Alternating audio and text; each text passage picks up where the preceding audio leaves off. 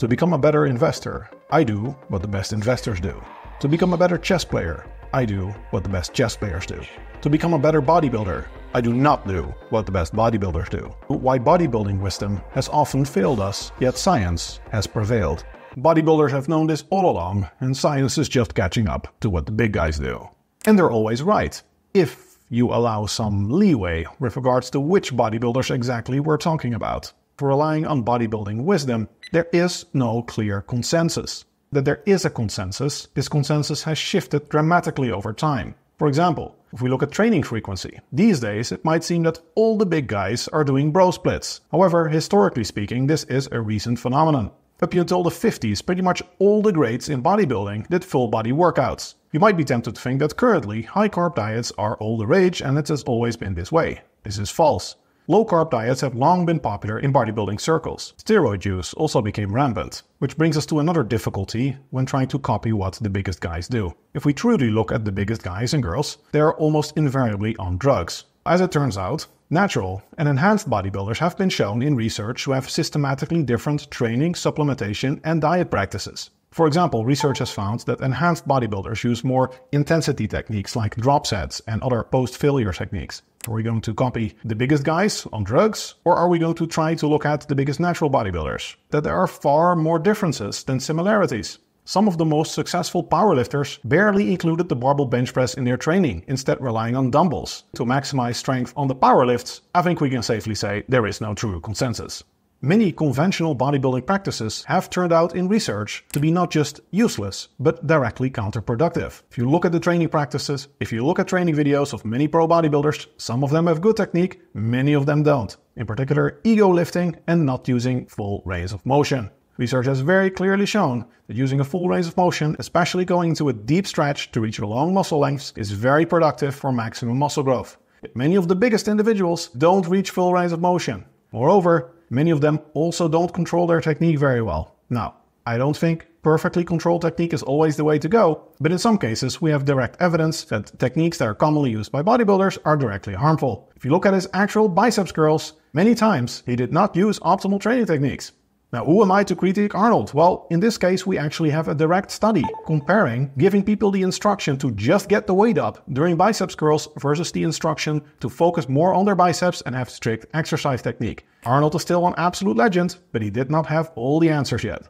The second popular training practice from bodybuilders that research has found to be counterproductive is the use of very short rest intervals, especially pre-contest. Many bodybuilders use very short rest intervals and they make them shorter, going for higher repetitions with less rest before their competitions. The idea is that this helps them burn fat, and this has been conclusively shown to be false. What it does do is it can reduce muscle growth.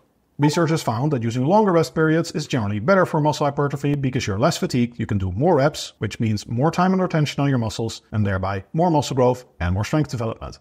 The third popular broscience myth that real science has debunked is the hypertrophy zone, specifically the hypertrophy zone of about 6 to 12 repetitions. As I've covered before on this channel, the real hypertrophy zone is more like 5 to 30 repetitions. Some studies indeed do actually find a trend for greater gains when you use multiple repetition ranges rather than always staying in the same rep range. The fourth popular bodybuilding fail is training to failure. And looking forward to doing that extra rep and working past the pain periods, that always the mind. Now, on average, people that train harder in the gym obtain better results. That's beyond dispute as far as I'm concerned. However, as is often the case, people assume that more is better. Training to failure itself is not productive for muscle growth, and especially post-failure techniques and constantly training to failure dramatically reduce your total work capacity and have a very poor stimulus to fatigue ratio. So if you want to maximize your total productive training volume, especially as a natural trainee, training to failure all the time and using tons of intensity techniques, which are very popular among enhanced bodybuilders, is probably not the way to go. Popular but harmful training practice number 5 from bodybuilders is relying on tons of cardio. And again, research shows that enhanced bodybuilders use even more cardio than non-enhanced bodybuilders. It's not uncommon to hear of bodybuilders doing an hour, sometimes 2 hours of cardio per day leading up to their contest. Such volumes of cardio have been shown to be directly harmful for muscle growth and retention by what's called the interference effect, also called the concurrent training effect, reducing muscle growth and strength development according to multiple studies and meta-analyses. Moreover, doing tons of cardio can take a big hit on your recovery capacity, which might again not be a problem for enhanced trainees, but for natural trainees, doing lots of cardio should be a last resort. In many fields, doing what the pros do is actually a really good way to learn. There is a crucial difference between chess and investing and bodybuilding, and that concerns feet. Bodybuilding is highly confounded by people's starting muscle mass, their genetic abilities, and the usage of drugs. Moreover, feedback in bodybuilding is delayed and very limited. To see if you're actually gaining more muscle, that takes months. Even in research studies, the use of circumference measurements, for example, have been shown to be very unreliable. Most people don't even take circumference measurements. So we're looking at a visual estimate over months to see if the accumulation of everything you did in the meantime was productive. So does this all mean we should only look at science and never what practitioners are doing? No. Of course not. There have been 2 times historically when bodybuilders were ahead of the game and scientists refused to accept it. That concerned protein intake and androgenic anabolic steroids. Scientists were skeptical about both for a very long time, despite them being in use by bodybuilders for a very long time. It took a lot of research to change the minds of scientists. In fairness though, evidence-based fitness wasn't really a thing at the time. It was only about in the 90s that we really got serious exercise science and nutritional sciences as far as bodybuilding is concerned. Exercise science and nutritional sciences are very, very young fields compared to things like economics and psychology. Still, these examples clearly show that we can learn some things from experience. In conclusion, to learn how to lose fat and how to build muscle, we can learn from both practitioners and scientists. However, the balance is heavily skewed towards science. The problem from learning from experience in bodybuilding is that our feedback is very limited and delayed, making it possible to see what works, but making it very difficult to see what works best. Moreover, individual results are heavily skewed by someone's individual genetics and their drug usage.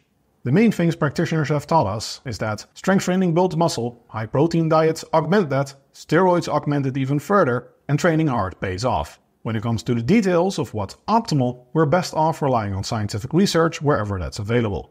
If you like this type of evidence-based fitness content, I'd be honored if you like and subscribe.